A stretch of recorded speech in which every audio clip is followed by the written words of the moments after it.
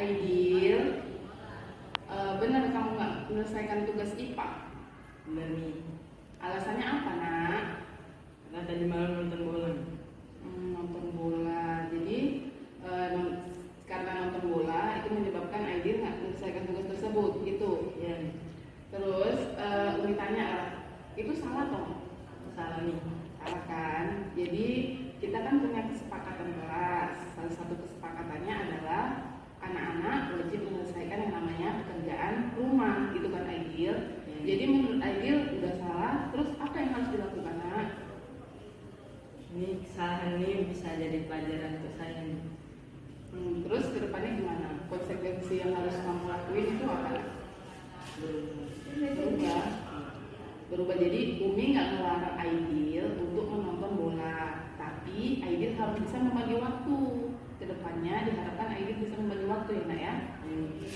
Jadi ini Umi harap ini adalah kejadian terakhir kali. Kedepannya Umi nggak mau lagi terjadi, ya nak ya. Bisa Aidil? Bisa berjanji? Bisa nih.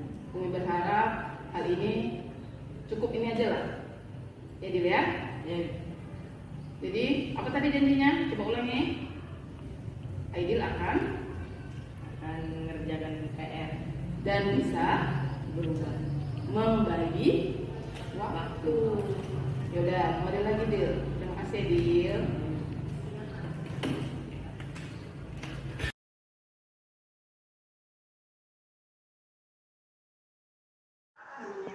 Mengaplikasikannya di kelas kita masing-masing, biar di kelas kita itu punya yang namanya keyakinan kelas. Nah, jadi sebelumnya kita harus tahu juga, biar tercipta lingkungan atau budaya positif tersebut, kita harus tahu juga yang namanya kebutuhan dasar manusia. Yang pertama adalah bertahan hidup atau survive. Jadi ada kalanya survive ini, contoh ketika proses belajar mengajar, anak-anak belum waktunya istirahat nih, dia udah istirahat untuk makan. Artinya apa? Artinya dia untuk memenuhi kebutuhan dasarnya adalah bertahan hidup biar gak lapar gitu, saya kira. Jadi dibuat keyakinan kelas itu boleh, kita nggak nyalakan kan anak itu, saya saat dia lapar dia makan itu boleh, tapi kita punya keyakinan kelas boleh makan, tapi dengan catatan memang makan itu ketika memang waktu istirahat atau sebelum masuk ke kelas. Berikutnya adalah kebebasan. Jadi kita memberi kebebasan untuk murid untuk berekspresi. Misal dia minatnya di mana? Misal dia minat dalam hal menggambar, misal dia minat dalam hal mengedit video. Jadi itu kita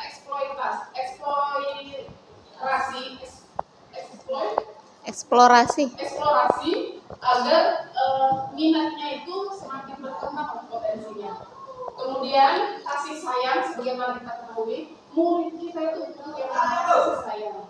Jadi jangan heran ada beberapa murid kita yang terus mencari perhatian. Kenapa dia mencari perhatian? Salah satunya adalah mungkin karena di keluarganya dia kurang yang namanya kasih sayang. Penguasaan ini ada kalanya menurut kita itu merasa dirinya harus dianggap ada. Jadi dia berkuasa, atau kita bahasa sehari-hari kita sehebat begitu. Sehebat banget sih, nah ini contohnya gitu. Jadi itu jangan langsung kita judge. Jadi kita coba tanya, sharing, kenapa dia bisa seperti itu. Bisa jadi karena memang keberadaan dia di keluarga. Kembali lagi, di sekolah ini kan istilahnya kita mengawasi di sekolah, di keluarga kan kita nggak tahu kepribadian dia. Bisa jadi di keluarga dia nggak dianggap ada, makanya di sekolah dia melakukan hal seperti itu.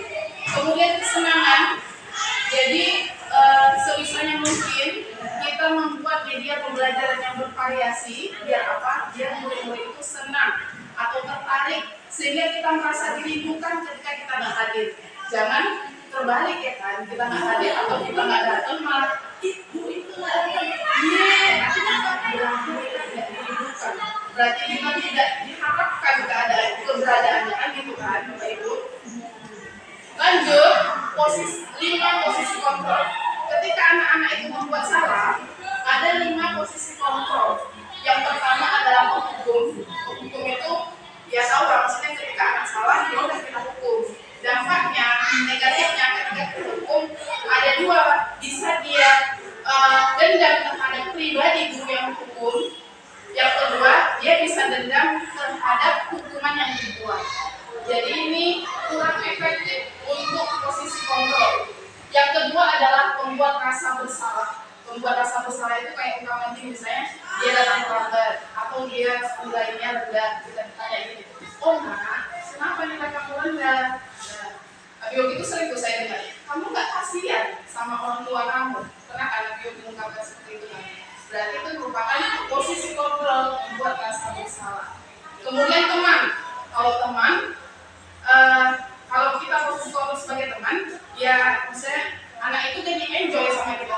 Dan kita berteman kan enjoy, maksudnya dia bebas mengungkapkan apa yang dia mau ungkapkan. Jadi kalau posisi teman ini kurang efektif. Kenapa kurang efektif? Ya itu tadi, jadi anak-anak ini sepele. Jadi ini aja kok enjoy aja orangnya gitu. Kemudian posisi pemantau ini misal udah ada peraturan dari sekolah. Dari peraturan misalnya terlambat tidak boleh di maksimal 15 menit ataupun lain sebagainya. Jadi hukumannya apa itu dipantau. Yang mantau siapa berguru, oh kalau terlambat hukumannya ini, kalau ini hukumannya ini. Yang terakhir adalah posisi kontrol manager. Sebagai seorang guru kita idealnya harus sebagai manajer. Kita harus bisa sebagai penghukum, bisa sebagai pembuat rasa bersalah, bisa sebagai teman, dan sebagai pemantau. Jadi kalau ditanya, posisi mana yang paling pas? Posisi manajer. Jadi bisa kejadiannya bisa ada anak-anak bajunya koyak nih. Kita jangan langsung marah, langsung kenapa sih kamu koyak? Atau langsung menjudge. Kok dikoyak nih? Tapi kita bertanya itu. Kenapa dia bisa membuat itu koyak, dan kita gali dulu sebenarnya apa yang membuat dia seperti itu. Itu adalah posisi manajer. Nah, jadi setelah tadi memahami tentang 5 posisi kontrol, kita butuh yang namanya restitusi. Jadi restitusi adalah kolaboratif antara guru dan siswa untuk mendisiplinkan biar budaya positif ini semakin membudaya. Jadi ada namanya. Jadi di restitusi ini dia dimulai dari menstabilkan identitas. Kayak tadi misalnya ada kejadian siswa yang misalnya mengoyak baju atau itu kan. Kita jangan langsung ngejudge. Kita panggil dulu secara pribadi, baru kita stabilkan dulu sebenarnya apa yang terjadi, kenapa dia bisa mengoyak baju temannya. Kemudian divalidasi apa yang sudah diungkapkan dia, kita validasikan benar nggak yang dibilang dia, dengan cara panggil orang-orang yang memang menjadi saksi terhadap apa yang sudah terjadi. Kemudian menanyakan keyakinan. Di awal kita kan sudah punya namanya keyakinan kelas, jadi kita tanya ini kan orang nggak keyakinan kelas. Jadi itu disingkat dengan segitiga restitusi.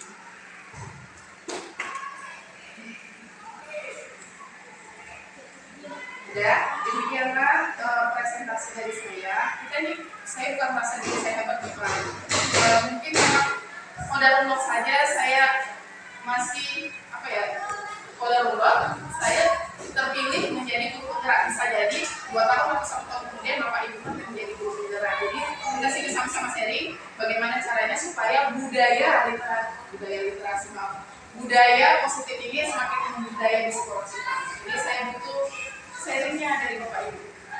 Boleh tanya, boleh sharing.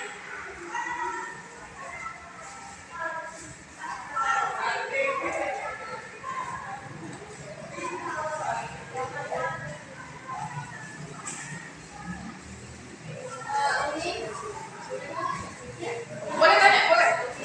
Jadi gini nih, misalnya nih di lapangan, jadi ada anak-anak yang memang Nggak bisa HP-nya nggak bisa. membuat masalah, terus udah kita tangani, tapi anak-anak sendiri nggak mau jawab, atau mungkin dia itu bagaimana cara mengatasi? Oh, jadi kita 10 lah, butuh yang mati namanya pendekatan personal. Jadi ada kalanya anak-anak itu butuh yang namanya butuh kasih sayang. Jadi kita dikasih dari secara personal. Sedangkan ini aja kita lihat padi aja yang awalnya dia tergesek terus bisa putihkan. Begitu juga dengan hati dan perasaan untuk dalam hidup kita ini. Jadi butuh komunikasi. Bagaimana caranya supaya anak-anak itu terbuka sama kita. Mungkin itu ya. Atau ada sharing yang lain dari guru yang lain?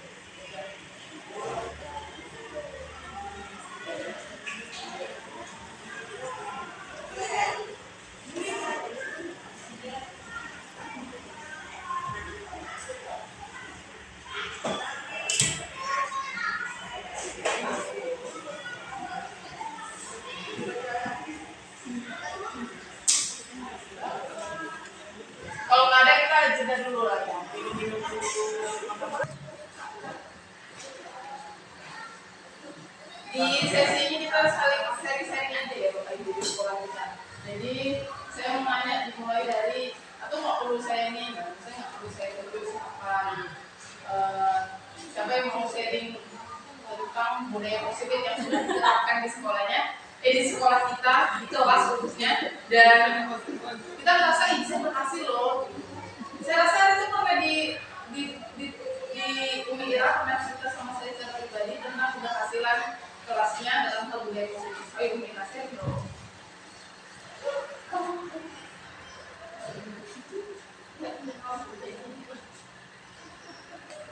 Apa yang lain?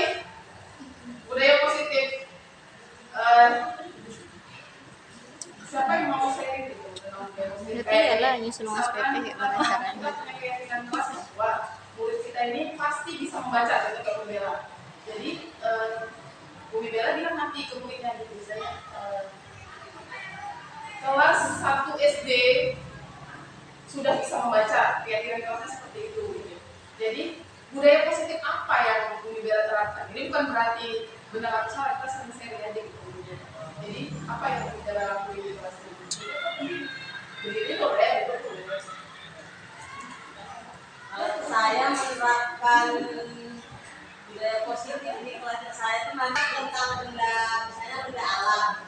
Ketika sudah saya tulis di papan tulis, ketika anak sudah siap menulis, anak itu wajib membaca minimal satu baris atau dua baris.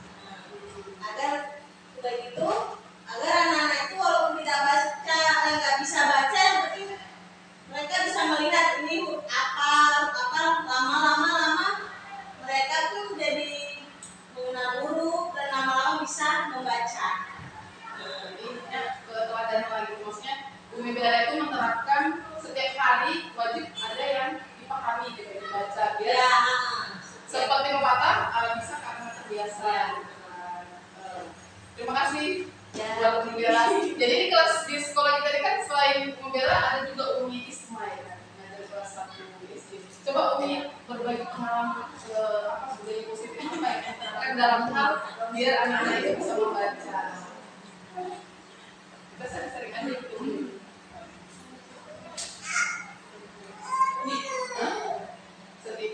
Setiap pembelajaran kayak dikasih ya, jadi sama juga kayak Ibu Bella jadi dikasih stimulus gitu kan biar anak itu ngerespon apa yang kita buat itu.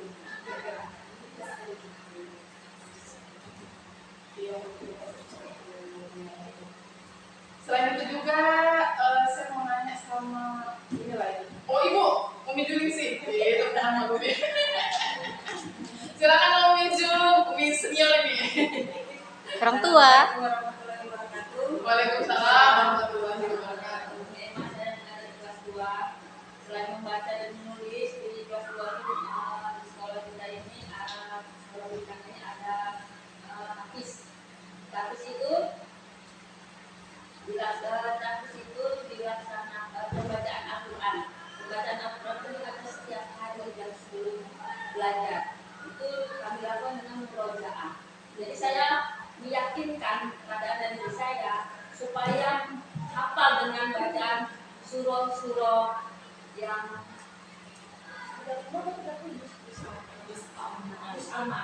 amannya. Jadi dengan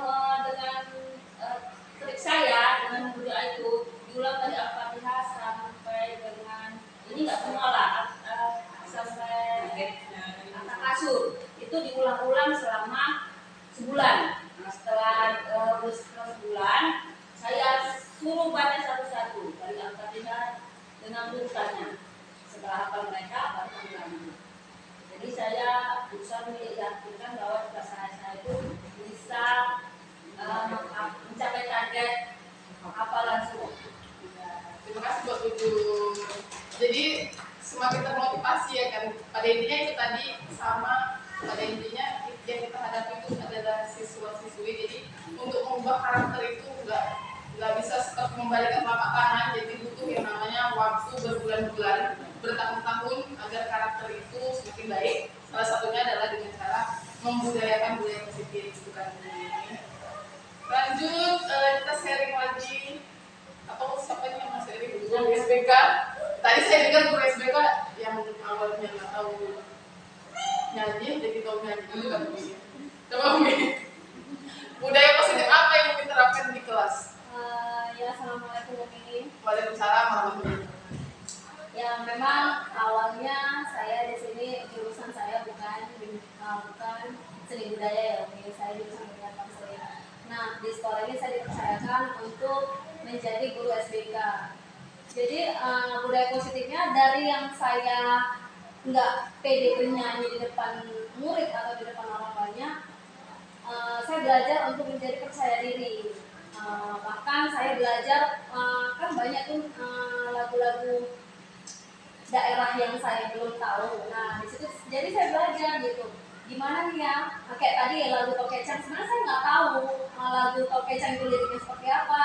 Tapi karena saya dipercayakan sama sekolah ini, saya belajar. Ya intinya kita pun sebagai guru harus juga belajar, bukan hanya murid aja ya Umi, kita juga belajar. Jadi di sini saya jadi udah nggak malu lagi untuk bernyanyi di depan siswa, dan saya jadi lebih banyak menguasai lagu-lagu nasional gitu. Itu saja sih. Terima kasih Umi. Jadi ya kita sebagai manusia tidak boleh cepat puas gitu kan. Jadi salah satu yang buat kita sukses itu adalah kita jangan puas dengan apa yang kita dapat hari ini. Contoh Mimi, ketika dia memang jurusan ketika dia jurusan bimbingan konseling, ditawari atau diberi amanah untuk memberikan materi tentang SPK, terus belajar. Jadi belajar sepanjang hayat. Terima kasih. Tepuk tangan dari Agus.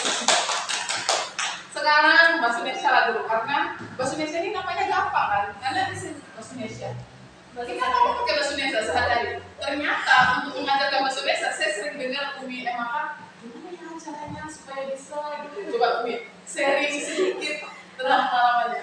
Nah, jadi bahasa Indonesia ya, kita tahu pada zamannya kita sekarang, kita dibudayakan juga untuk budaya literasi. Nah, untuk meyakinkan dan menanamkan budaya positif kepada anak-anak ya, terutama meyakinkan anak-anak tuh kan kalau berbicara suka ngasal. Jangankan anak-anak, kadang kita sesama rekan, sesama teman, kalau ngomong kan suka ngasal, nggak sesuai gitu ya. Jadi meyakinkan anak-anak bahwa anak-anak itu mampu berbahasa Indonesia yang baik, apalagi berbicara di depan umum. Nah, saya meyakinkan mereka dengan membuat jadwal berpidato setiap hari Sabtu waktu literasi. Jadi alhamdulillah dengan keyakinan itu anak-anak juga menerima dengan positif. Oh iya nih, ternyata sekali tampil ke depan ini anak-anak semuanya seperti itu. Jadi ya saya dengan mengajarkan mereka berpidato walaupun seminggu sekali di literasi ya, alhamdulillah ada dampak positifnya, dan budaya positif tadi memang berhasil lah ditanamkan.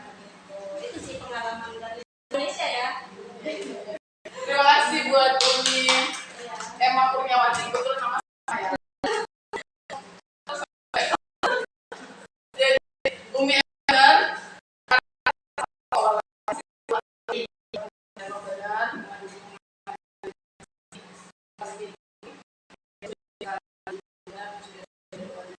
dengan harapan kedepannya murid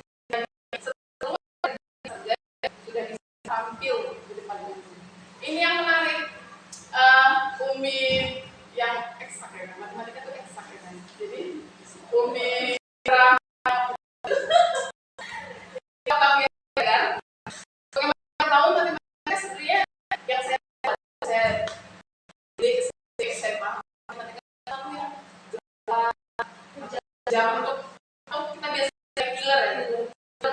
Tapi di bintang surga ini, masya Allah kita punya guru matematika yang humble. Jadi gimana caranya supaya membudayakan budaya positif di mata pelajaran Unika?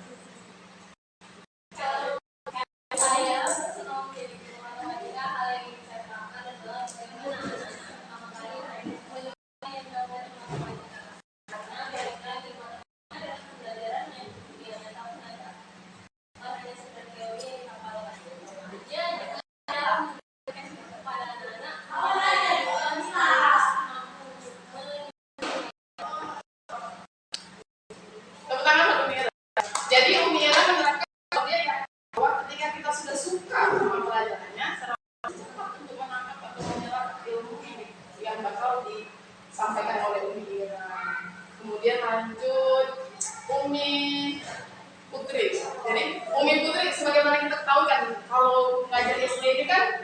SMP dia punya jurusan bahasa Indonesia, IPA, SBK, matematika. Kalau SD ini masya Allah semua mata pelajaran harus bisa, harus dikuasai. Jadi bagaimana itu? Jadi Umi bagaimana menerapkan budaya positif di semua mata pelajaran, kecuali dua mata pelajaran kan kayak PJOK, takfis, PAI, ayo Umi, kita share. Saya mau saya tentang hampir saja kali ya. Nah, kalau yang saya pilih setiap pagi kami itu mau sama dari Al-Fatihah sampai akhir kami sampai Al-Qadar. Jadi dalam 1 bulan itu di bulan Ramadan, tapi kami setelahnya jadi setiap hari Selasa anak-anak setelah sama saya dan alhamdulillahnya sebagian banyak dari mereka sudah mencapai.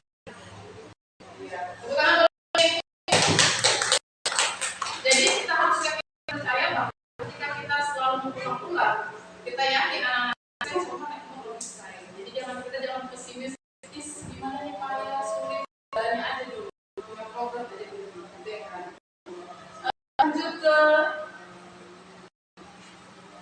Lanjut ke Umi Ayu, gimana pengalamannya? Umi Ayu dari tahun berapa nih? Iris kok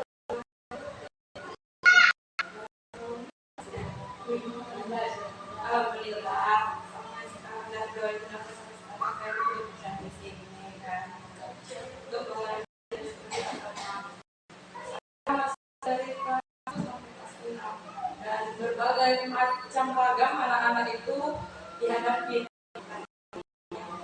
anak-anak itu mereka gitu kan mereka kalau memang harus dikerjakan gitu ada memang konsekuensinya tapi dia harus ada tarik ulur bagaimana juga anak SD gitu kan SD bahasa SMP ya mereka cara pendekatannya untuk dia harus pasti mereka setiap hari gitu kan ayo nak SD nak hafal harus bolak-balik memang guru SD itu harus cerewet gitu kan harus ribut harus marah-marah itu bukan karena marah letih karena yang itu harus melalui mereka harus bisa nanti dituntut memang mereka harus dituntut bisa misalnya nggak bisa baca alif kita harus tuntut mereka harus bisa baca alif gitu kan bagaimana caranya itu tergantung sama gurunya iya segala macam hal yang positif itu positifnya harus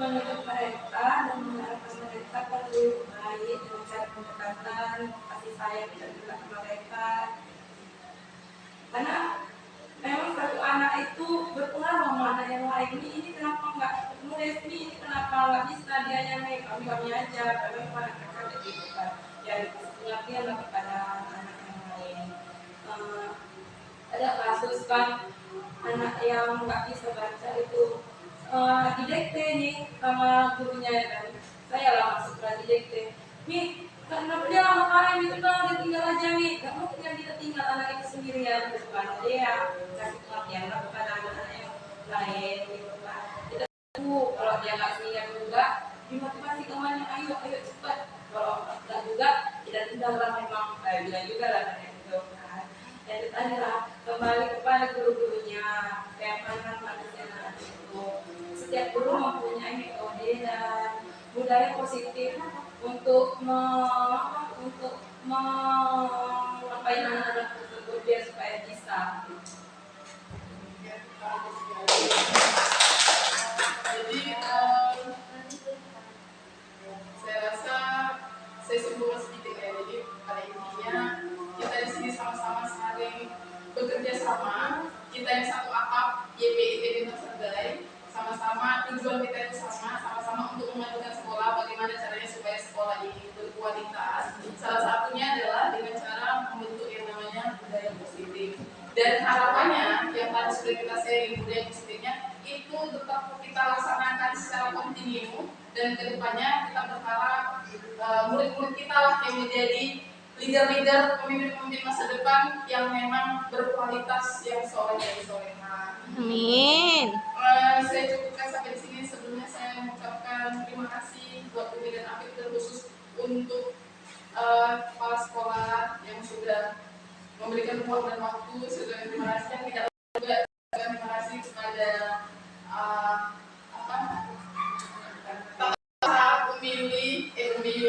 Umi Tia dan Umi Lisa yang sudah meluangkan waktunya. Sekali lagi saya di sini bukan membuktikan, saya di sini hanya sharing bagaimana caranya supaya budaya positif ini tetap kita lestarikan, tetap membudaya, atau bahasa IG-nya itu positive vibes gitu kan.